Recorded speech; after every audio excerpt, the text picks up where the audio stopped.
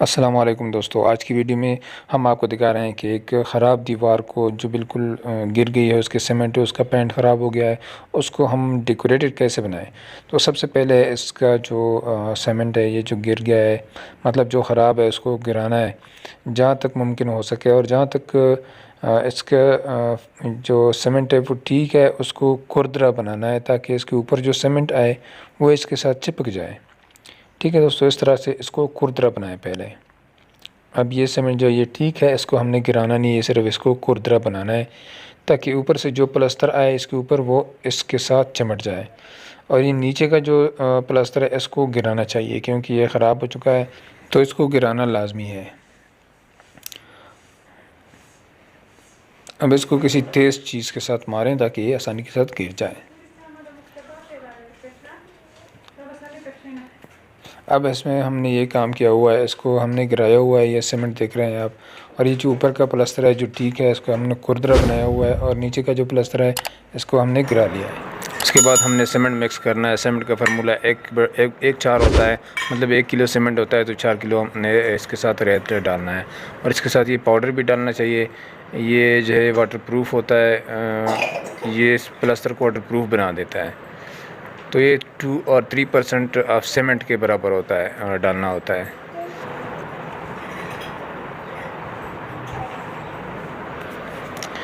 اس کے بعد کرنا ہے پلستر۔ پلستر ایسا کریں کہ تھوڑا آدھے انچ تک تقریباً یہ پرانے پلستر سے اوپر آ جائے، تاکہ بعد میں یہ ایسا لگے کہ آپ نے لکڑی کا تختہ لگایا ہوا ہے۔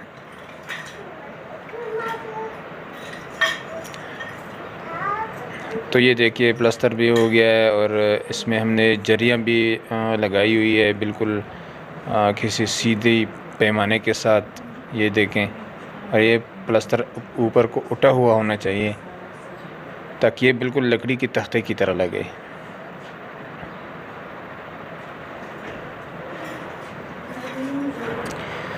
تو ابھی یہ ہو گیا پلستر مکمل۔ اس کے بعد باری آتی ہے پلاسٹر پیرس کی۔ پلاسٹر پیرس ہم نے اس پہ اس طرح لگانا ہے کہ اس کا جو کھردرا پن ہے یہ ختم ہو جائے، اور اس میں جو گڈھے وغیرہ بنے ہوتے ہیں وہ بھی اس کے ساتھ ہموار ہو جائیں تاکہ اوپر سے جو پینٹ آئے وہ بالکل سافٹ آئے۔ جتنا یہ پینٹ سافٹ آئے گا اتنی ہماری پینٹ میں صفائی ہوگی اور چمک بھی ہوگا۔ تو یہ پلاسٹر پیرس ہم نے کر لیا ہے۔ اس کے بعد باری آتی ہے ریگمال کی۔ یہ جب خشک ہو جائے تو اس کے اوپر ریگمال پھیرنا ہے۔ اب یہ پلاسٹر پیرس کافی حد تک خشک ہو چکا ہے، تو اس کو ہم ریگمال کے ساتھ مارتے ہیں، مطلب ریگمال اس کے اوپر پیر لیتے ہیں تو جو پلاسٹر پیرس اوپر کوٹا ہوتا ہے تو وہ گر جاتا ہے اور یہ سطح ہموار ہو جاتی ہے بالکل۔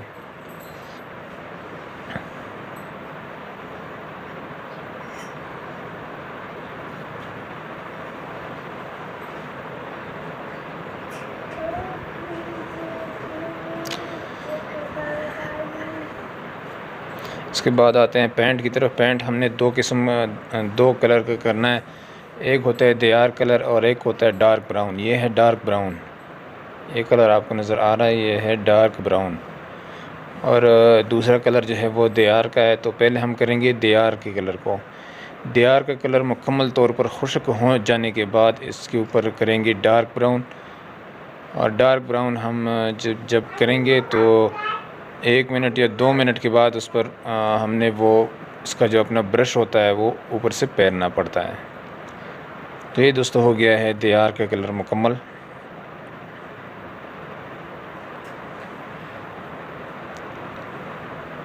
اس کے بعد یہ ڈارک براؤن اوپر سے کرتے ہیں۔ ابھی یہ دیار کا کلر جو ہے یہ پوری طرح خشک ہو چکا ہے، اوپر سے یہ ڈارک براؤن کرتے ہیں۔ ڈارک براؤن کرنے کے بعد اس کا جو اپنا ایک برش قسم کا ہوتا ہے جس سے ہم یہ لکڑی کا جو پینٹ ہے، یہ ماڈل ہے، یہ بناتے ہیں۔ تو بھی یہ ہو گیا ڈارک براؤن۔ اس کو ہم 1-2 منٹ تک چھوڑ دیتے ہیں تاکہ یہ تھوڑا بہت خشک ہو جائے۔ اس کے بعد یہ جو برش آپ کو نظر آ رہا ہے یہ آپ کو پینٹ کی دکان سے کہیں سے بھی مل جائے گا۔ اس کو اس طرح پھیرنا ہے، اس کو غور سے دیکھیں، یہ دیکھیں، یہ لکڑی کا جو پینٹ ہے یہ اس کے ذریعے بنتا ہے، یہ جو ماڈل ہے لکڑی کا یہ اس کے تھرو بنتا ہے۔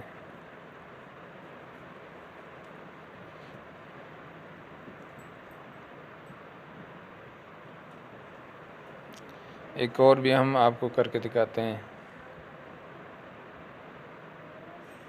اور تھوڑی بہت جگہ جو اگر رہ جائے تو اس کو آپ بعد میں یہ دیکھیں کر سکتے ہیں۔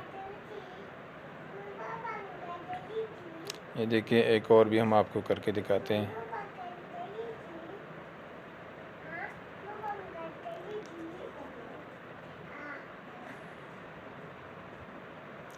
یہ دیکھیں،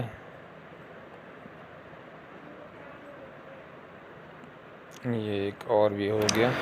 تو دوستو ویڈیو اگر آپ کو تھوڑی سی بھی اچھی لگی ہو تو کائنڈلی ویڈیو کو لائک کریں، اور اگر آپ ہمارے چینل پہ نئے ہیں تو چینل کو سبسکرائب کریں اور بیل آئیکن پریس کریں ہمارے اگلی ویڈیو سب سے پہلے دیکھنے کے لیے۔ تب تک کے لیے ہمیں اجازت دیجیے گا، اللہ حافظ۔